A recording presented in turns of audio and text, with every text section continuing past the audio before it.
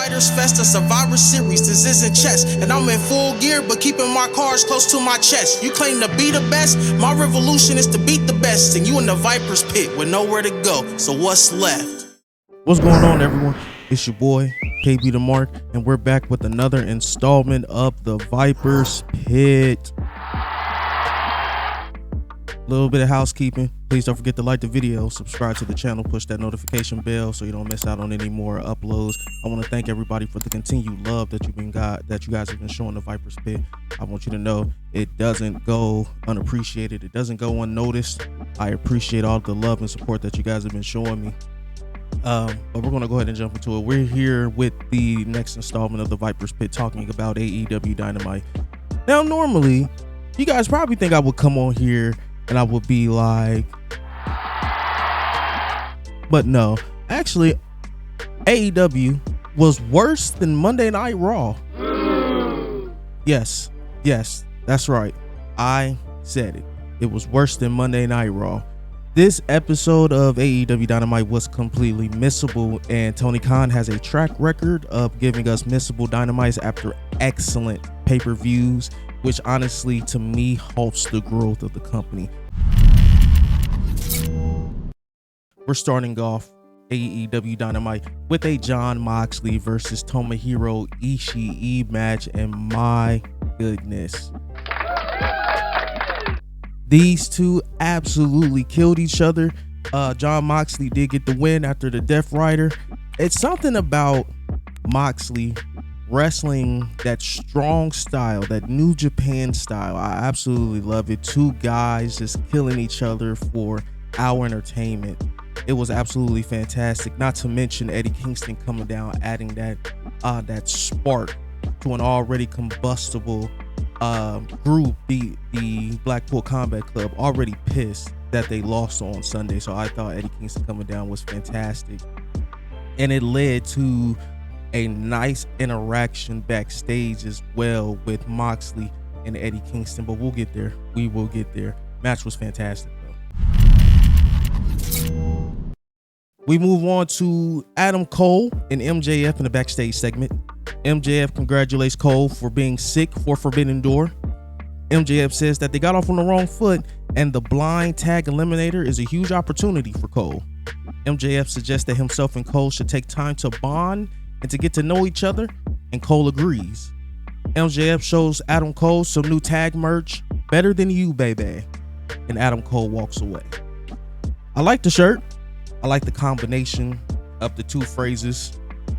And I actually have these two because you don't want to do the title match now. So you want to kind of keep these two busy for a while. And I actually have these two making it to the finals of the blind eliminator. They'll form a bond, they'll figure it out, and then they will either Cole's going to turn on MJF by leaving, or MJF's going to turn on Cole by leaving. I'm sorry, I don't know if Cole's going to turn on MJF by leaving, or MJF is going to turn on Cole by leaving. One of those is going to happen. I think what Tony Khan is doing right now with these two is great. Keep them, keep them together, but keep the world title as far away as you can. So I like that a lot. We then had a Blackpool Combat Club Renee Kingston backstage segment next. Renee asks Moxley what the hell is going on between him and Kingston. Kingston comes in and Kingston says that he saved Moxley from the Bucks. Kingston tells Moxley that he's hanging around Claudio, who's a scumbag. Moxley walks away and Renee tells Kingston to fix it. I love this. I absolutely love it. Absolutely love it. Adding Renee to this feud between the BCC and Kingston, it just adds a sense of realism to it, and I can always appreciate that. I always appreciate the angles or the wrestling matches having a sense of realism in there, and this was more of the same. Absolutely fantastic decision by Tony Khan, putting Renee in this part of the story with the Blackpool Combat Club and We had trios tag team action next. The AEW International Champion Orange Cassidy, the AAA Mega Champion El Hijo del Vikingo and Keith Lee versus the Jericho Appreciation Society's Daniel Garcia in 2.0. Now, this match was good, borderline great, but I would be remiss if I didn't talk about the numerous botches for high impact spots. The one that really stands out was the Vikingo dive to where Keith Lee was supposed to catch him, but I'm gonna guess that Keith Lee was either too far or Vikingo had too much speed and he knocked Keith Lee over. Now the move after that pretty much showed you what it was supposed to be. Lee was supposed to catch him and then use him as a battering ram and then throw him up to the top rope. You know, those botches really take away from it, and what should have been a great trios match is unfortunately downgraded because of the numerous botches that were in the match. So unfortunately, it's could have been but it is sorry, boys. Sorry, you 6 men. I know you guys put a lot into the match, and it ended up being a decent match after the fact, but when you have those many botches in key spots, it really takes away from it.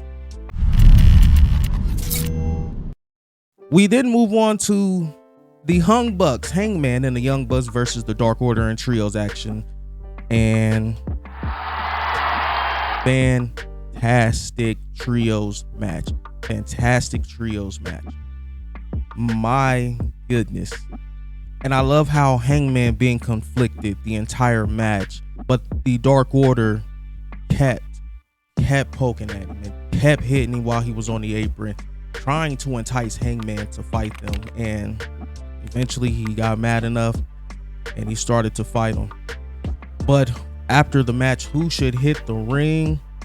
None other than the Blackpool Combat Club, and they destroy Hangman and the Young Bucks. And the Dark Order, they don't save Hangman, they just walk away, and I can't blame them. You can't blame them. Excellent. This is excellent television. Excellent television.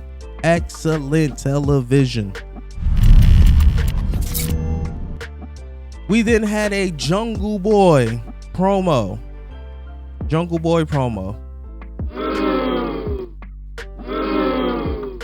Just get it out the way. Jungle Boy promo. Jungle Boy comes out, cuts his music off, and says the fans have ruined the song for him.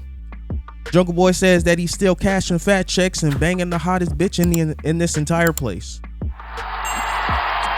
Tell me when he's telling lies. Jungle Boy asks, did he turn on Hook or did the fans turn on him?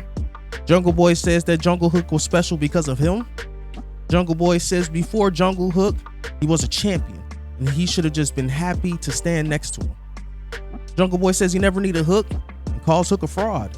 Jungle Boy says the FTW title isn't recognized by the company, but he understands how important it is to Hook, so he's going to take it from him.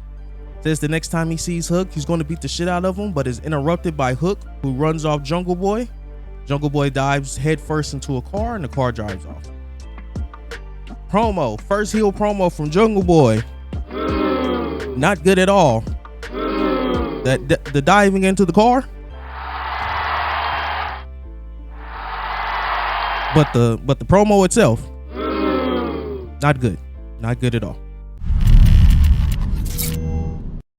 We had Ruby Soho versus Alexia Nicole, and Ruby Soho got the win. Nothing more to it. It was as quick as it needed to be. Dr. Britt Baker, this match was supposed to be the opening round for the Owen Hart Foundation women's side, and Dr. Britt Baker is sick, which makes sense because Adam Cole baby was sick for Forbidden Door. So Ruby cuts a promo after the match. Ruby Soho states that due to Canada's germ-infested country, that's why Britt Baker's out sick. Ruby Soho says that she knows who she is now, and Britt Baker is a shell of her former self. Ruby Soho puts over the Outcast and states that she's taken everything from Britt Baker, and next week she will take her opportunity to be two-time Owen Hart Foundation Women's Tournament winner when she leaves with exactly what Britt Baker is, which is nothing. She's going to leave Britt Baker with nothing. Decent, actually, very good promo, underrated promo. You honestly forget how good of a talker Ruby Soho is. So that was very good. That was very good. Ruby Soho did get the win. We move on to the main event. Darby Allin, Sting versus Chris Jericho, Sammy Guevara in a tornado tag. The match itself was very good, but I want to address the elephant in the room. And I'm going to put over my co-host. Because while Darby Allin and Sting did get the win, Sting jumping off a ladder in the ring through two tables, but ultimately only went through one because it was so far away. These are the spots that Camille Salamander talks about. These are the spots that Camille Salamander says it's unnecessary. If you wanted to have that table in the ring, or those two tables in the ring, and have Sting go through it like that, that's fine. But for him to jump at 60 something years old and jumping excessively from the inside to the outside for that spot in which he lost a tooth and had to get stitches in his lips. These are the spots that Camille Salamander talks about. These are the spots that he deems risky, not needed. Why are you doing this? And when I saw Sting do this spot, I absolutely agreed. I'm glad he got up and I'm glad he finished the match, and the match itself was great, but was this spot needed? I don't think so. I don't think this spot was needed. It was good to see him tap out Jericho with the Scorpion Deathlock. That was always good, but was that ladder spot needed? I don't think so.